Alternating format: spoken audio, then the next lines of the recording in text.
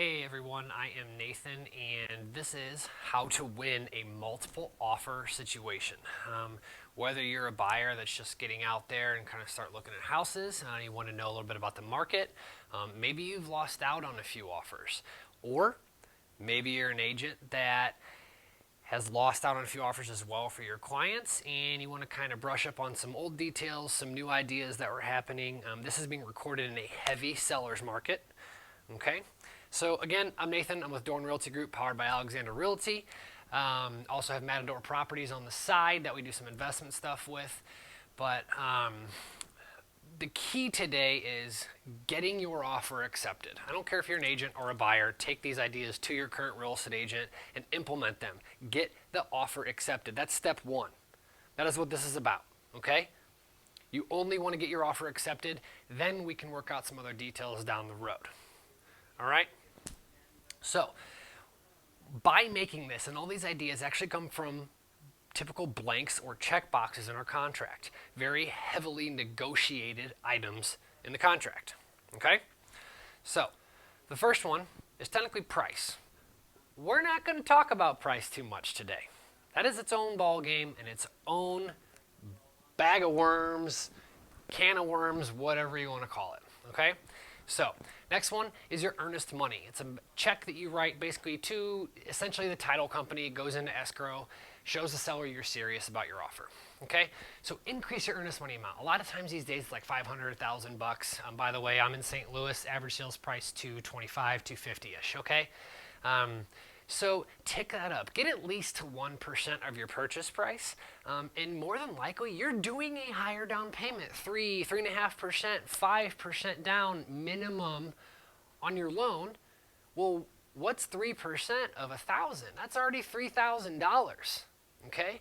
So tick your earnest money up. Show them you're serious. You will get that back if inspections fall apart or loan commitment falls apart. Okay? It's your agent's job to protect you. Okay? Increase your down payment amount. If you legally can take cash out of an account, whether it's liquid savings checking, 401k, if you can legally have the ability to do that, increase your down payment amount on the offer.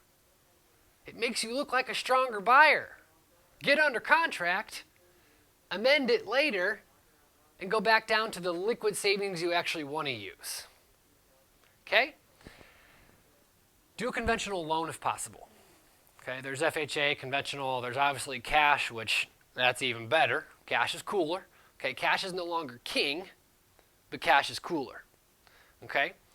Do not ask for closing cost assistance. This is basically the seller giving you a credit at closing to offset some of your money you're bringing up front for closing. Okay? Don't ask for that assistance. You need to start saving that. 2021. Save your money. Okay?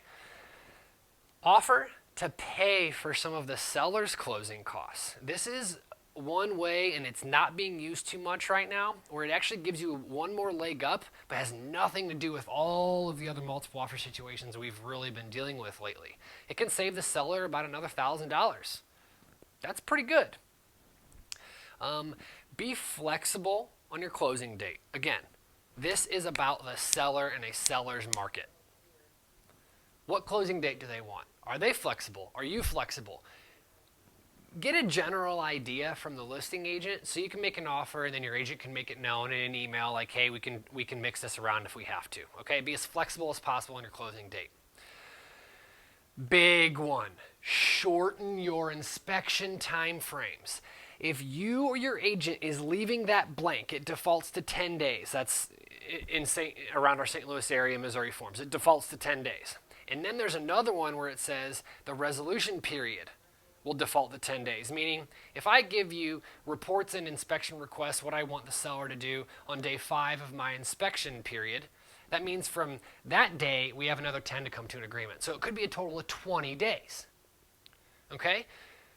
That's 66% of the actual whole time frame for a sale. Why are we eating that up? Your agent or you should get 2 or 3 inspectors on deck ready to go when you have an accepted offer. They should be there in 3 to 4 days. Okay? Shorten your inspection time frame from that default 10 and get it down to 7, 5, 4. Maybe you know your inspector's ready and can do it 3 days. Get it done. And then also shorten that resolution negotiating period after the reports are in, shorten that down to 5. Okay? These can be amended. So if the seller needs to go out and get bids for the repairs you've requested and it's taking longer than the 4 or 5 days, you can amend that, and it's understandable. Also, what you can do is actually remove some inspection verbiage. So you could entirely just offer an as-is sale where you technically don't really do inspections. You can, but they're not for negotiating purposes. Okay? On the regular contract, you either, after your inspections, you either say, I accept this property, or I'm out. You have to give them the inspection reports. You want your earnest money back. You go separate ways. Or 3, which is common, happens the most, you ask for inspection requests or a monetary adjustment or a mixture. Okay? Now, maybe you can remove some of that, meaning remove the termination. I will not walk after inspections and screw you over. I will at least try to work with you, Mr. and Mrs. Seller, or sellers in this day and age, on what can be done. How can we move forward on the process, okay? Or you can just completely offer an as-is sale if you kind of walk in and have a good idea. Maybe dad's a handyman. Maybe you brought your inspector with you. Doesn't happen too often at the showings, okay? But don't be picky. If you are picky, whether it's even at an open house or at the showings and your agent gives feedback that alerts a seller that you're picky, you are not going to get that offer accepted. Okay? All right. Next is subdivision. We call them indentures, covenant riders, villa riders, all that fun stuff. If there's a subdivision HOA, maybe you pay a yearly fee, whatever it is, and they have laws about fences, work trucks, colors on the front of the houses, that type of stuff. Do not make or include that rider into the contract. It is actually a contingency, meaning you have time to review those rules, and then you can back out if you can't realize you can't build a 10-foot tall fence. Okay? You need to figure that information out earlier. It's 2021. The internet is awesome. Have your agent research the subdivision and find those bylaws that are included from a very recent sale. They're typically on your MLS. Or just make a few phone calls. You should be able to get them. Or, if you're worried about fences, drive around the neighborhood when you're out looking at the house and see what other people have up as fences. Do other people have work trucks with graphics on them? That's a popular one. What facades, what elevations are on the front of the houses if you're looking to do a major overhaul of the exterior, okay? But again, you cannot include this rider. It's just another contingency. Next, we've got home warranties. Third-party home warranties are usually included in a contract. If negotiated, it's a third-party company that will basically pay for any issues that happen to the house, appliances, etc. I'm not going to go into that for about a year or 2 years. Okay? Don't ask for these. Your buyer can purchase this down the road if they need to. It's just another amount of money that the seller has to pay. Okay? Don't do it. All right. Personal items in the house. I'm going to go over the 3 main ones really quick. A fridge, a washer, and a dryer are the ones that are not included on a contract immediately.